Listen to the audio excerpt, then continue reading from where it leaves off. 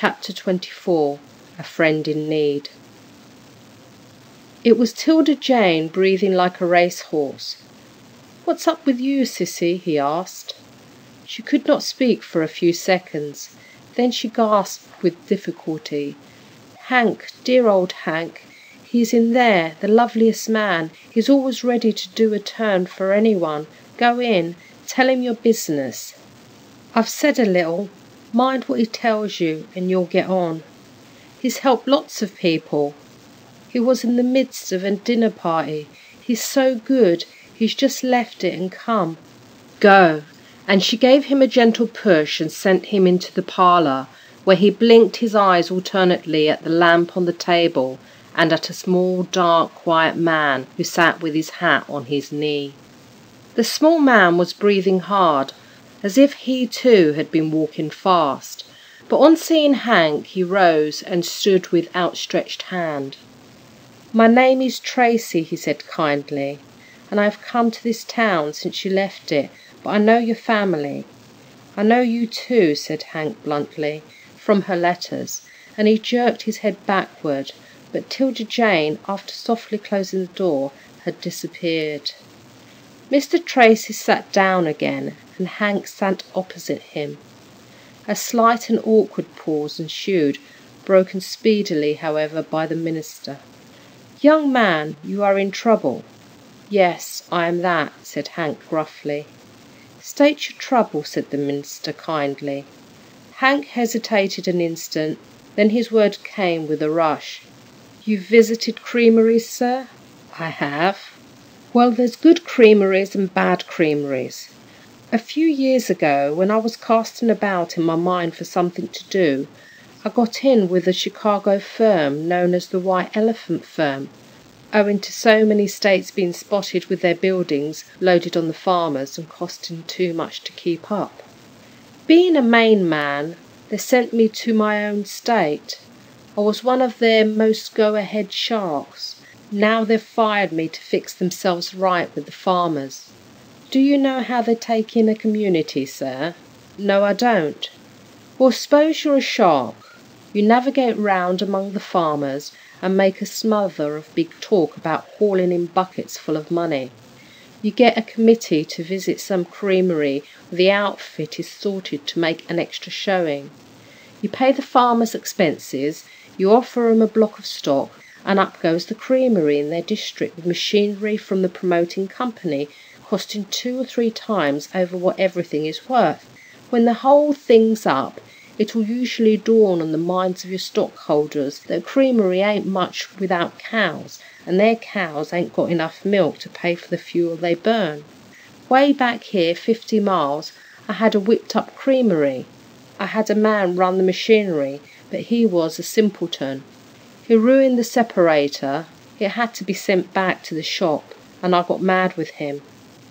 Then he blabbed, told everything he knew and a lot he didn't, and the farmers stopped counting their cows long enough to listen. Hasty words flew round about fraudulent subscriptions, vitiated transactions, no contracts, ruined farms, going to law, and I thought it was time to skip. The firm had made me stop there up to this, and as soon as I ran, they bounced me. I'm all played out here, sir. My native state bids me farewell."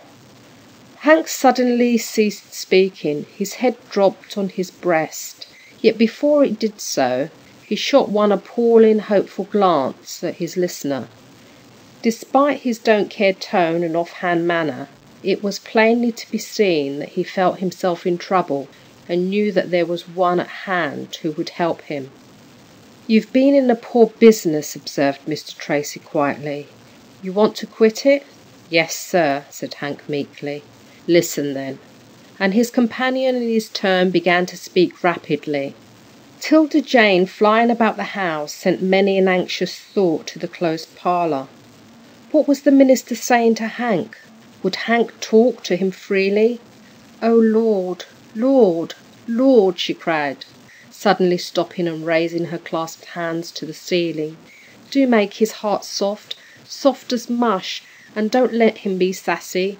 The minister's smooth and nice, and he would stand sass, but it's awful bad for Hank. He's got to sober down. Oh, Lord, make him solemn, just like an owl." She dashed a tear from the corner of her eye and went on with her occupation of wrapping various articles in a red handkerchief. When the parlour door opened, she ran to the front hall, and as Mr. Tracy passed her, she caught his hand and pressed it fervently. He said nothing, but smiling with the more than earthly sweetness of one who truly loved his fellow men, he hurried back to his deserted guests. Hank followed close at his heels, and as he stood in the hall doorway, looking already straighter and taller, he smiled patronisingly down at 'Tilda Jane. "You're a mighty fine girl, Sissy. How old are you now?" 13 o'clock last week, struck 14 this. "Oh, what did the minister say?" Hank thumped his chest. "He's got me a situation, Sissy. A situation that means bread and butter for you and father, and maybe cake and jam." The little girl locked her hands in intense excitement. "Where, Hank? Oh, where?" "Here, Sissy. In Ciscasset." "Yes?" 'Tilda Jane suppressed a scream. "And you can live at home?" "Well, I rather guess so." 'Tilda Jane's pleasure was too deep for words. She stood gaping speechlessly at him. Hank, in high good humour, beamed benevolently on the orphan girl as she stood beside him. "What are you sticking your head up and down for, like a chicken taking a drink?" he said at last. "Hank, I'm giving thanks," she said reverently. "Giving thanks that you've got lead out of that roguey business." "I'll not get into anything of that kind again, Sissy," he said, with a shamefaced air. "You may just be sure of that. I've had a great talk with that friend of yours, and, Sissy, I'm obliged to you." There was a queer break in his voice. An end had suddenly come to his troubles. He would now be in the way of earning an honest living, and it would be a pleasure to live with his father and this young girl, who would look up to him and admire him. "Sissy," he said abruptly, "where do you think my new berth is?" "I don't know. Oh, tell me quick." "In the Waysmith lumber mill. Mr. Waysmith offered a place to your friend Tracy today for some young man, and I'm the young man." "With the Waysmiths?" murmured 'Tilda Jane. "Where your father used to be?" "The same, Sissy."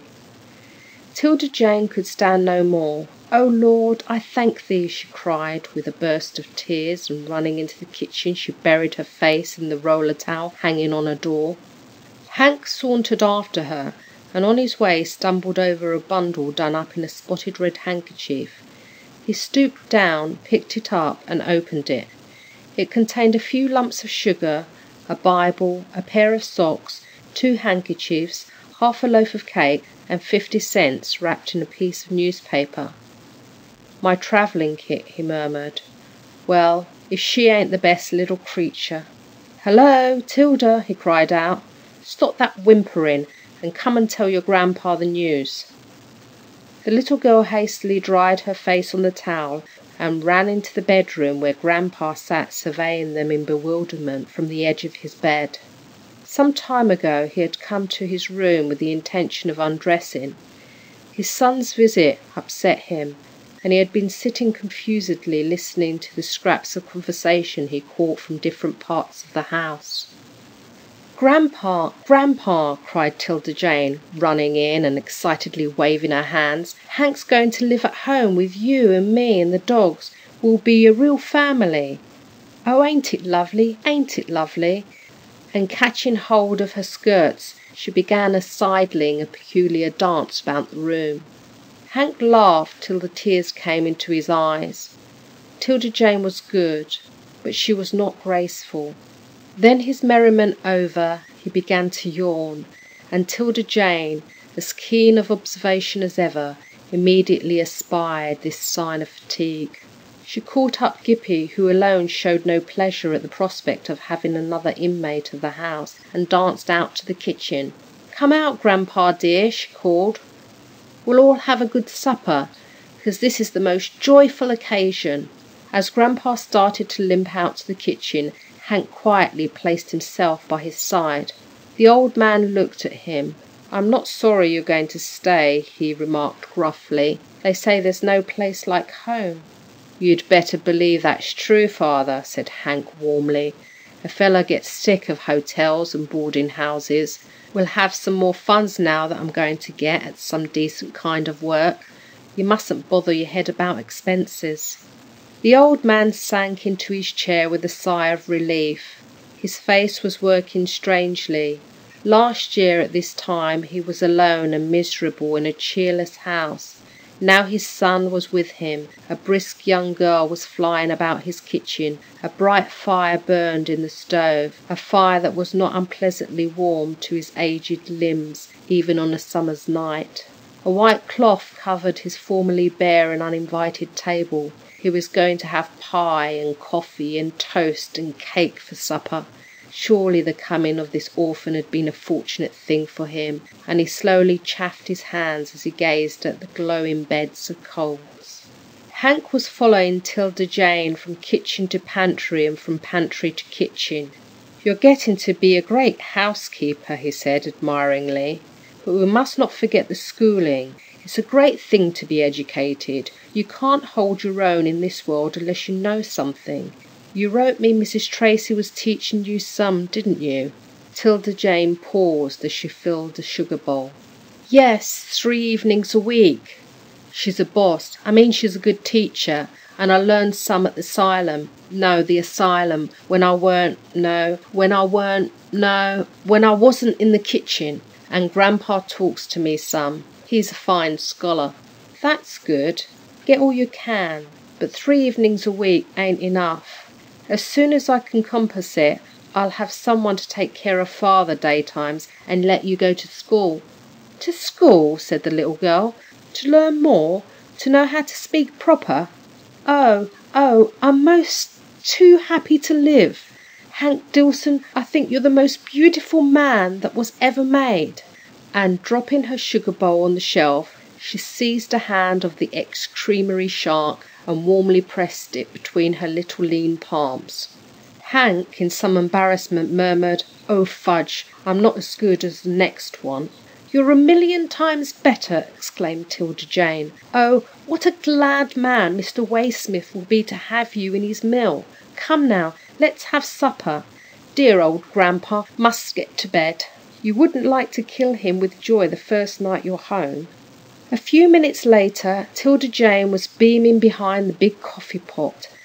At last she had become a member of a really happy family. Her dogs were stretched luxuriously on their rag mat by the stove. Grandpa, calm and quiet, was sipping his coffee and listening to some of Hank's travelling adventures. She could not contain her delight. Her heart was too full, and presently she burst into low, irrepressible laughter. Her companion stopped talking and stared at her. "Oh, I can't help it," she exclaimed wildly. "I feel as if I've come through a big sea of troubles to reach the promised land. I'm crazy, And too excited to keep still, she pushed her chair aside and rocked back and forth on her feet.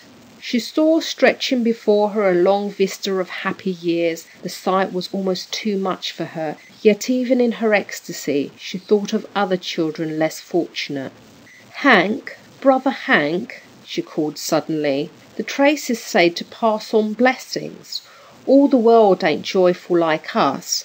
When you make a little money, will you let me write to the lady boards for another orphan, the ugliest little orphan they've got, worse than me, if it's not impossible?" "You just write it down that I will," said Hank, gazing kindly and benevolently at her flushed face. "We'll do it," cried 'Tilda Jane. "We'll be good to the other orphan. I know they'll have one, but how can I wait? What shall I do? I must hug someone. I'm so happy." She flashed a glance at the dogs. They were sleepy and comfortable. "Grandpa, I guess it'll have to be you," she said gaily, and running to the old man, she threw her arms around his wrinkled neck, kissed his bald head, and fulfilled her promise of hugging so vigorously that at last he called for mercy. "Now I'll go take something," she said demurely, and with a last caress You darling old grandpa, I could eat you, Lord. Give me a thankful heart for all these mercies. Then reverently bending her head over her plate, she took up her knife and fork with a long and happy sigh. The end. End of chapter 24. Recording by Drew Conway.